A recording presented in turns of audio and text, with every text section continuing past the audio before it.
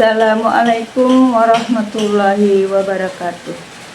Alhamdulillahirabbil alamin, wassalatu wassalamu ala asrafil anbiya'i wal mursalin wa ala alihi washabihi wa barik wasallim ajmain, amma ba'd.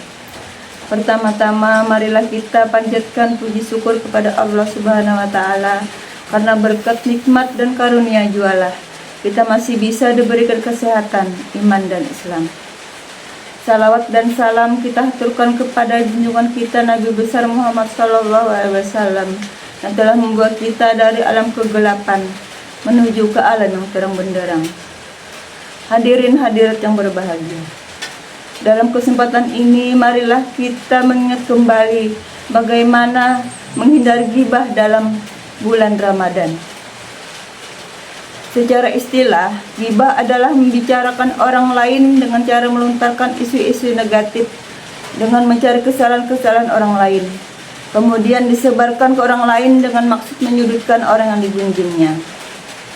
Menyebutkan hal yang demikian pun pada orang lain meskipun itu fakta, namun jika berpotensi membuat yang bersangkutan tidak suka, juga termasuk dalam perbuatan ghibah. Allah berfirman dalam surah Al-Hujurat ayat 12 yang berbunyi, Ya ayyuhalladzina amanu ijtanibu katsiran minaz zanni inna ba'daz zanni ismu wa la tajassasu wa la yaktab ba'dukum ba'da ayuhibbu ahadukum ayyakula lahman ahihi mayyitan fakarihtumuhu wattaqullah innallaha tawwabur rahim. Artinya, wahai orang-orang yang beriman, jauhilah banyak prasangka, sesungguhnya sebagian prasangka itu dosa. Janganlah mencari-cari kesalahan orang lain, dan janganlah ada di antara kamu yang suka memakan daging saudara yang sudah mati. Tentu kamu merasa jijik. Bertakwalah kepada Allah, sesungguhnya Allah Maha Penerima Taubat lagi Maha Penyayang. Al-Hujurat ayat 12. Dalam ajaran Islam ini, membicarakan keburukan seseorang atau ghibah adalah perbuatan yang sangat dilarang dalam Islam, apalagi pada saat kita berpuasa sekarang ini. Ghibah ini adalah termasuk ke dalam dosa besar yang harus dihindari oleh setiap muslim. Selain ghibah termasuk dosa besar, ghibah ini juga sangat membahayakan baik orang yang menghibah, orang yang dighibah ataupun untuk masyarakat umum. Agama melarang kita menghibah karena yang pertama adalah akan mengakibatkan permusuhan. Ghibah dilarang agama karena dapat mengakibatkan permusuhan antar sesama, mengakibatkan saling membenci, memacu pertengkaran, dan saling menutup kemungkinan pertumpahan darah. Yang kedua adalah membuat orang yang dighibah merasa malu. Ustadz Adi Hidayat menjelaskan dalam buku berjudul Ustadz Adi Hidayat oleh Rusdi Anwar bahwa alasan mengapa perbuatan ghibah dilarang agama karena berpotensi membuat orang yang bersangkutan malu karena aibnya dibongkar. Yang ketiga adalah mengakibatkan rusaknya hubungan baik dengan orang lain.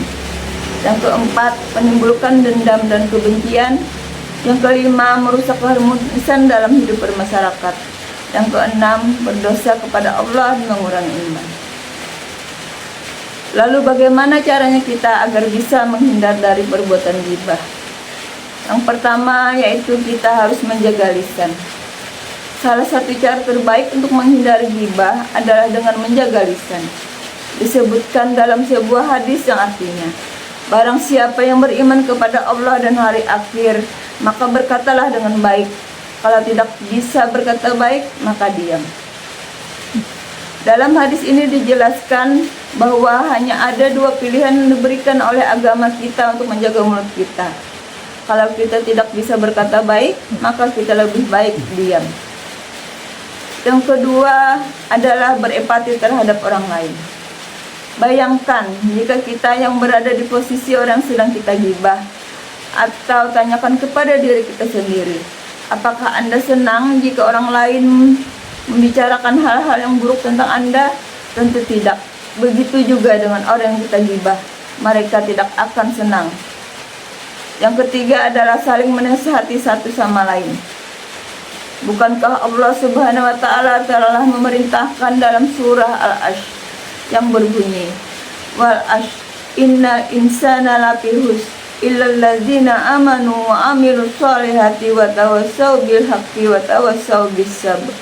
Artinya, demi masa sesungguhnya manusia berada dalam kerugian kecuali orang-orang yang beriman dan mengerjakan kebajikan serta saling menasihati untuk kebenaran dan saling menasihati untuk kesabaran. Sabar dan kebenaran ini tidak bisa dipisahkan satu dengan yang lainnya, harus satu kesatuan, harus saling bahu-membahu antara kesabaran dan kebenaran. Untuk menghindari ghibah ini kita perlu latihan.